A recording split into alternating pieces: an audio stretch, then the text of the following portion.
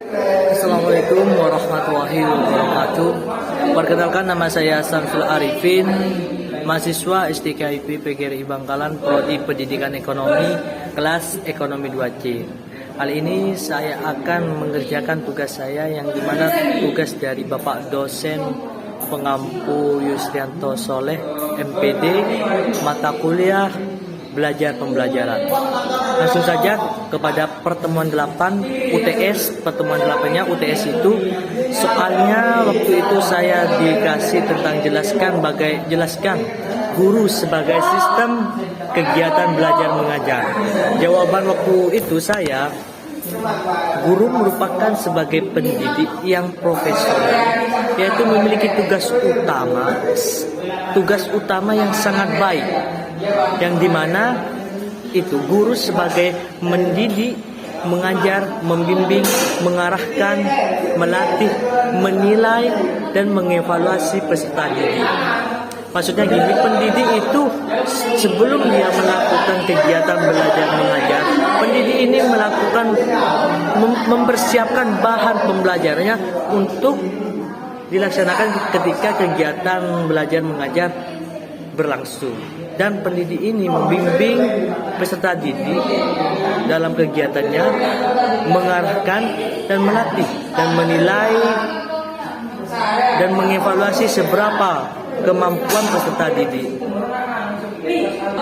Dan pada pertemuan 9, yaitu dengan tema pembelajaran inovatif.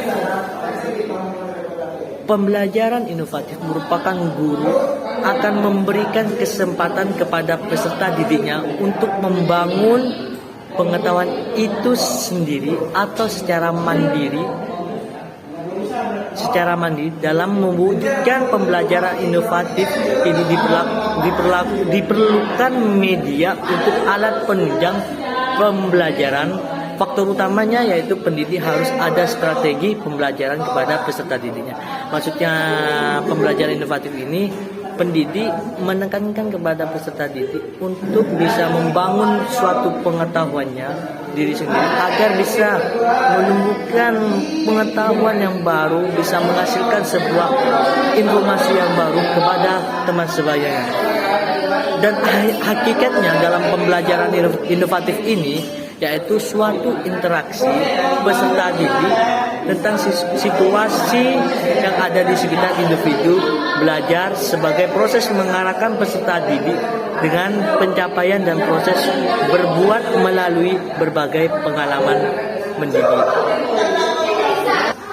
Pada pertemuan 10 dengan tema peran guru sebagai insan multidimensi. Maksudnya itu merupakan guru dalam saat pembelajaran, fungsi utamanya yaitu pendidik sebagai perencanaan untuk memberikan informasi kepada siswa dengan pengelolaan organisasi, bagaimana guru bisa mengolah bahan pembelajaran untuk siswa agar siswa bisa dapat mengerti pada suatu materi tersebut dan bisa memberi suatu penilaian kepada siswa atas pencapaiannya selama dia belajar. Maksudnya itu merupakan guru ini merupakan sebuah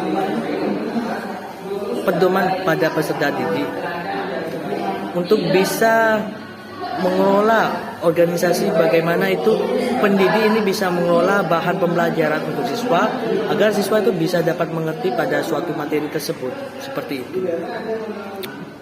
Pada pertemuan 11 dengan tema efektif dan kekurangan e-learning. Efektif dan kekurangan e-learning.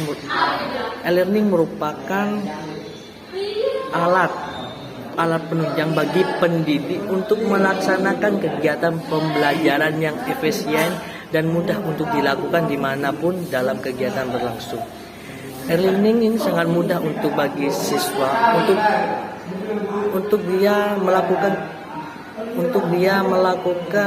dia mendengar suatu materi, bisa dengan ruang bebas, bisa dimanapun dengan kesukaan dia, bisa di tempat lain. Itulah yang dinamakan pengertian e-learning. Penerapan e-learning ini merupakan sistem yang digunakan oleh siswa dan guru dapat dijadikan alat media pembelajaran dalam ruang geraknya bebas, sehingga memudahkan siswa untuk belajar di tempat yang dia lakukan saat kegiatan KBM berlangsung. Itulah efektif dan kekurangan dari e-learning. Kalau dari kekurangan e-learning itu dari pengalaman saya pribadi, yaitu tentang sinyal, tentang kuota. Apabila kuota itu habis, otomatis kita tidak bisa memahami suatu materi tersebut. Pada pertemuan 12 dengan tema model pembelajaran mengajar.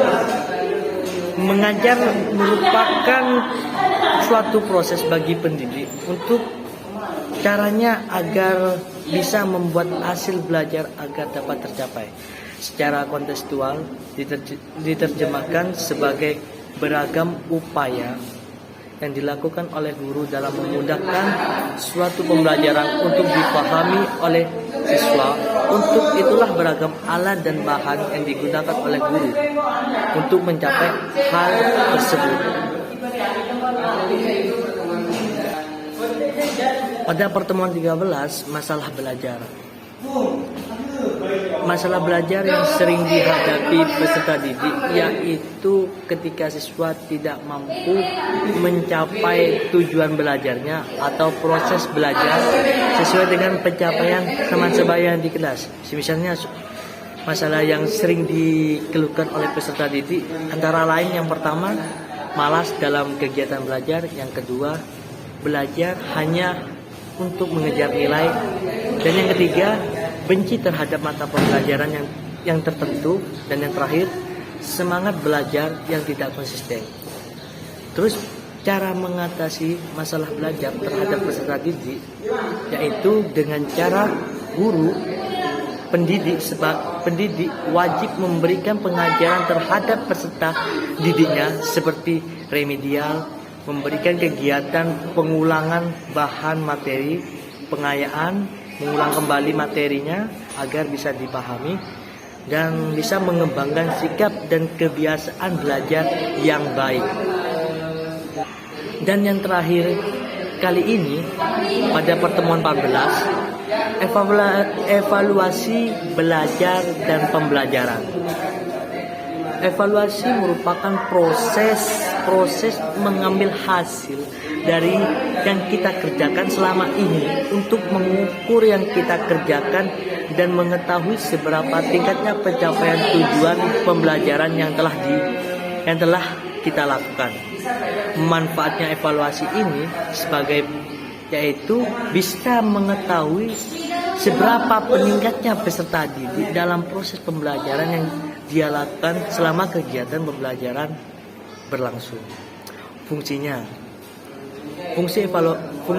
evaluasi ini, seorang pendidik harus bisa melibatkan siswanya dalam evaluasi pembelajaran agar peserta didik sadar atas pencapaiannya yang dia lakukan dan agar bisa mengenali seberapa hasil yang dia perolehkan.